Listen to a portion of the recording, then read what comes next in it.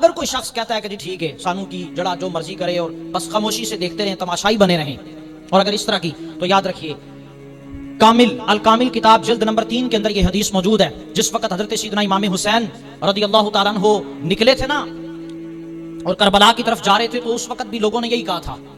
اور اس وقت بھی ایک تعداد تھی جنہوں نے کہا کہ حضور نہ کرو، تسی نہیں بیعت کرنی تو نہ کرو۔ یزید کے ساتھ آپ کا جو جھگڑا ہے وہ اسی چیز کا ہے، آپ نے بیعت نہیں کرنی نہ کریں، لیکن لکھنے بھی نہ،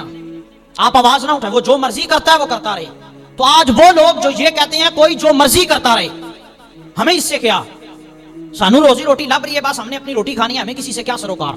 تو یہ سب سے جو ہے وہ ذمہ داری کے ساتھ میں یہ حدیث آپ کے دوست گزار کر رہا ہوں۔ اس کے راوی پتہ کون ہے؟ مولا علی شیر خدا کرم اللہ تعالی وجہہ الکریم، آپ اس حدیث کے راوی ہیں۔ آپ فرماتے ہیں کہ اگر دنیا میں یہی امتیاز رکھا گیا، یہی انداز رکھا گیا کہ ٹھیک ہے جی جو کوئی جو مرضی کرے، مجھے اس سے کیا سروکار۔ اور یاد رکھیے امام حسین کے لیے جو شکیں تھیں اس وقت، ان کے لیے جو عذر تھے وہ بہت زیادہ تھے۔ انہوں نے شکی بہن کہہ رہی تھی، سیدہ زینب کہہ رہی تھی کہ حسین کوئی بات نہیں رہنے دو، اور امام حسین نے بڑی خوبصورت بات کی، فرمایا مشیرہ رات کو خواب میں نے اپنے نانا کی زیارت کی ہے، اور حضور نے فرمایا کہ حسین آج اگر تم نہ نکلے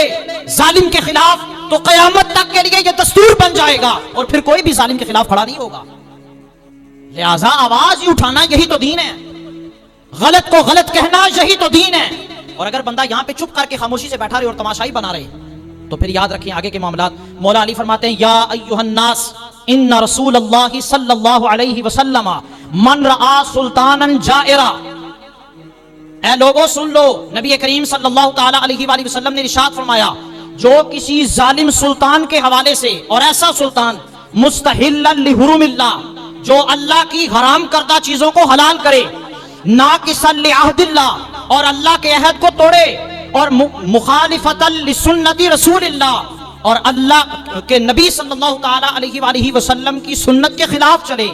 یأمر فی عباد اللہ بالاسم والعدوان اور اللہ کے بندوں میں گناہ کی حکومت کرے اور گناہ کا راج کرے۔ اگر کوئی ایسا ظالم بادشاہ ہے تو تمہاری ذمہ داری کیا ہے؟ فلم یغیر ما علیہ بفعل ولا قول، تو تمہاری ذمہ داری ہے کہ تم اپنے قول اور فعل کے ساتھ اس کے لیے جہاد کرو اور اس کے لیے آواز اٹھاؤ۔ اور اگر کوئی شخص ایسا نہیں کرتا اور وہ چپ کر کے تماشائی بنتا ہے اور کہتا ہے مجھے اس سے کوئی سروکار نہیں، میں تو چپڑیاں اپنی نمازاں تے مسیطے لے جانی ہیں، مجھے تو اپنی تہجد گزاری عزیز ہے، مجھے اپنے نوافلوں کی کثرت عزیز ہے،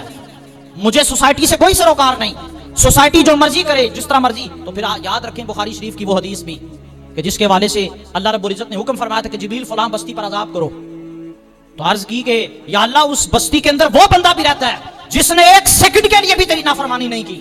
پلک جھپکنے کی مدت تک بھی نافرمانی نہیں کی، وہ بندہ بھی ہے، اس کو بھی عذاب دوں؟ تو اللہ نے فرمایا ہاں، اور اس کو عذاب دو، اس کی آواز میرے تک پہنچے، اس لیے کہ وہ خود تو نمازیں پڑھتا رہا لیکن اس نے لوگوں کو نہیں بچایا، اس نے سوسائٹی کو نہیں بچایا، اس نے اپنے انوائرمنٹ کا خیال نہیں رکھا، تو میں اس کی نمازوں کو کیا کروں؟ تو اس لیے امر بالمعروف اور نہی عن المنکر کا یہ تقاضا ہے کہ جس وقت یہ معاملہ ہو تو ظالم کے ظلم کے خلاف آواز اٹھائی جائے۔ اور نبی علیہ السلام نے فرمایا کان حقا علی اللہ ان یدخلہ مدخلہ، اگر کوئی آواز نہیں اٹھاتا اور وہ چپ کر کے خاموشی سے دیکھتا رہتا ہے تو نبی علیہ السلام نے فرمایا کل قیامت کے دن اللہ اس کو جہنم کے اسی گڑھے میں پھینکے گا جس گڑھے کے اندر اس ظالم بادشاہ کو پھینکے گا۔